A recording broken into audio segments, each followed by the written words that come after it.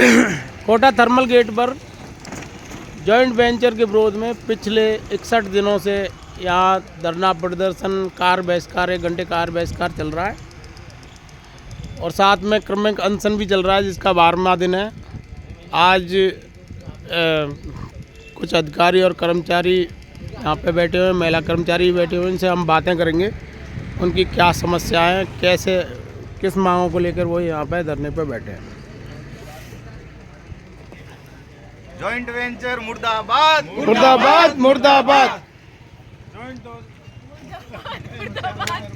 हो बर्बाद हो बर्बाद। जॉइंट वेंचर हो बर्बाद, जॉइंट वेंचर हो बर्बाद, जॉइंट वेंचर मुर्दाबाद, जॉइंट वेंचर मुर्दाबाद। हाँ सर, बताइए आप धरने पे किन मांगों को लेके बैठे हैं और क्या आपकी डिमांडें हैं? देखिए, आप जैसा आप जानते हैं कि अभी हाल ही में राजस्थान राज्य उत्पादन निगम लिमिटेड एनटीपीसी के साथ एक जॉइंट वेंचर बना रहा है और पहले भी एनटीपीसी ने ऐसे बहुत जॉइंट वेंचर्स किए हैं जिनमें वो स्टेट की बिजली कंपनियों के साथ जॉइंट वेंचर करके उसको एक प्राइवेट एंटिटी बना देता है। तो ये सब चीज़ें कर्मचारियों के और जो भी एम्प्लॉयज़ के हित में नहीं होती, उनके ऊपर आगे स्ट्रेंथ वगैरह कम हो जाती है और आगे प्रमोशंस वगैरह टाइम पे नहीं होंगे, वैकेंसीज नहीं निकलेंगी तो लोगों को रोज़गार नहीं मिलेगा, आम जनता पे फर्क पड़ेगा। आम जनता पे फ़र्क पड़ेगा और जो सबसे यहाँ पे जो आसपास लोग रहेंगे उनकी लाइफस्टाइल पे सबसे ज़्यादा फ़र्क पड़ेगा, क्योंकि जो भी ऐसी कंपनियाँ होती हैं, जो प्राइवेट एंटिटीज़ होती हैं, वो क्या होती है कि सारा एक क्लब कॉन्ट्रैक्ट देती हैं जिसका अमाउंट बहुत बड़ा होता है। उसमें जितने भी छोटे मोटे ठेकेदार जो आसपास में बस जाते हैं वो लोग काम नहीं कर पाएंगे, तो उनका भी काफ़ी नुकसान होने वाला है अगर जॉइंट वेंचर में जाता है चबड़ा प्लांट। और बाकी भी हमें सुनने में आया कि और भी 2-3 प्लांट्स में जॉइंट वेंचर की बातें चल रही हैं। तो हमारा तो यही निवेदन है सरकार से और हमारे प्रशासन से कि वो इस विषय में सोचें, अधिकारियों के कर्मचारियों के हितों की रक्षा के लिए आगे आएँ और जितना जल्दी हो सके लोगों को ये भरोसा दिलाएं कि ये सब चीज़ें की रक्षा की जाएगी, जो जितने भी कर्मचारी या अधिकारी हैं उनके हितों की रक्षा की जाएगी। So that's it. अब हम बात करेंगे महिला जो प्रदर्शन पे बैठी हैं, अधिकारी, उनसे बात करेंगे। मैम, आपकी क्या समस्या है? मेरी समस्या ये है कि जो हमारी उत्पादन की रनिंग यूनिट है उनका निजीकरण ना किया जाए, जो नई यूनिटें आ रही हैं उनका निजीकरण किया जाए। जो एनटीपीसी का पास जो भी देखने को मिला है, उन्होंने जहाँ पे भी जेवी बनाई है, यूपी में, उड़ीसा में, जहाँ पे भी, उन्होंने एम्प्लॉयज़ को कभी नहीं लिया है और जिन एम्प्लॉयज़ को लिया है उनको एज ए डेपुटेशन लिया है, उनके साथ सौतेला व्यवहार किया गया है, 2 साल बाद उनको निकाला गया है। तो इसलिए हम ये चाहते हैं जो रनिंग यूनिट है उनका निजीकरण ना किया जाए, नई वालों का किया जाए और जो हमारे एम्प्लॉयज़ हैं उनके हितों का ध्यान रखा जाए। हमारे सामने एचआर पॉलिसी अभी भी ओपन नहीं की गई है, तो हमें ये नहीं पता कि हम लोगों को रखेंगे या नहीं रखेंगे।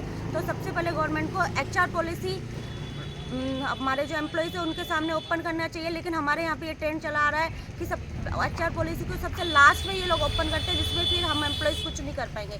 हमारे अधिकार कहाँ हमारे जाएंगे हमें भी नहीं पता। मतलब मैम, कहीं ना कहीं आप चिंतित हो कि भाई हमारे कर्मचारी अधिकारियों की सेवा शर्तों का ये क्या करेंगे, उसके हाँ, प्रति अभी तक कुछ भी नहीं बताया जा रहा। कुछ नहीं पता है। तो मैम, एक ओपीएस की मांग भी बहुत चल रही है, उसके बारे में हम चाहते हैं सर हमारा ओपीएस हो जाए, क्योंकि हमने 1/1/2004 के बाद जो एम्प्लॉयज़ हैं उनका ओपीएस नहीं हुआ है और 1/1/2004 से पहले वालों का भी हो गया और 1/1/2022 के बाद वालों का भी हो गया।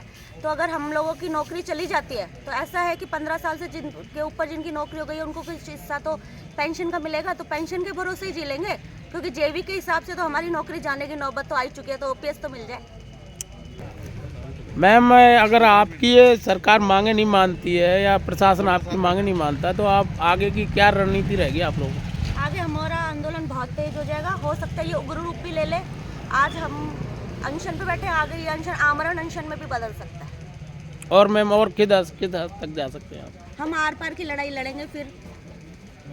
एक्चुअली ये फैक्ट है कि इस तरह के जो भी मॉडल लाए जाते हैं वो हमेशा मतलब नए प्लांट से स्टार्ट करने चाहिए। आप पुरानी पूरे सिस्टम को, पुराने एम्प्लॉयज़ को सब बहुत ज़्यादा डिस्टर्ब कर रहे हैं इस चीज़ के लिए। और ये भी एक बहुत बड़ा जो 2 महीने से अनशन चल रहा है ना, ये भी एक डिपार्टमेंट का अपने आप में एक लॉस चल रहा है कि हमारे यहाँ एम्प्लॉयज़ हम वो कर रहे हैं। तो इस चीज़ के लिए मतलब सिस्टम को इतना वो नहीं करना चाहिए। और जो भी चीज़ें आप नए प्लांट से स्टार्ट कीजिए, नए से स्टार्ट कीजिए। और ये चीज़ मतलब जब तक ख़त्म नहीं की जाएगी, जब तक इस चीज़ को अगर ये सीरियसली नहीं लेते हैं, अगर सरकार इस चीज़ को सीरियसली नहीं लेती है तो ये चीज़ें चलती ही रहेगी।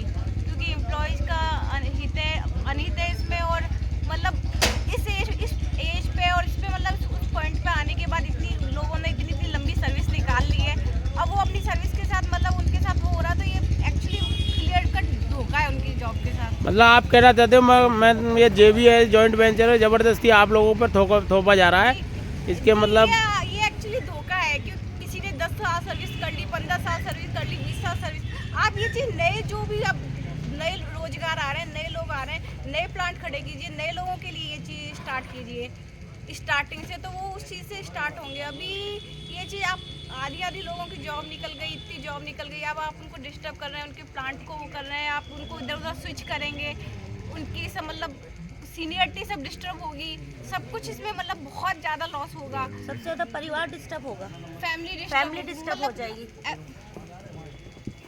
ये लॉस सर आपकी सरकार या निगम प्रशासन आपकी बातों को नहीं मानते हैं या ये जॉइंट वेंचर नहीं रोका जाता है, तो आप इसके लिए किस हद तक जा सकते हैं? आंदोलन किस क्या रूप ले सकता है? देखिए, हमारी एक जो कर्मचारी और अधिकारियों की एक संघर्ष समिति है, संयुक्त संघर्ष समिति, उसने कल 20 तारीख को भी विद्युत भवन का घेराव किया है। और उनके आह्वान पे हम आगे भी सब कुछ कर गुजरने को तैयार हैं। उनके आह्वान पे हम जैसा हमें आगे से हमारी संघर्ष समिति डायरेक्शंस देगी, जो चीज़ें हमें जो निर्णय हमें लेने पड़ेंगे, तो हम उन सब चीज़ों के लिए तैयार हैं अगर प्रशासन हमारी बात नहीं मानेगा। आवाज दो, हम एक हैं, आवाज दो, हम एक हैं, ताना से याद आ गया आपके? ए बाबा दे दे थोड़ा सा। दे दे रे।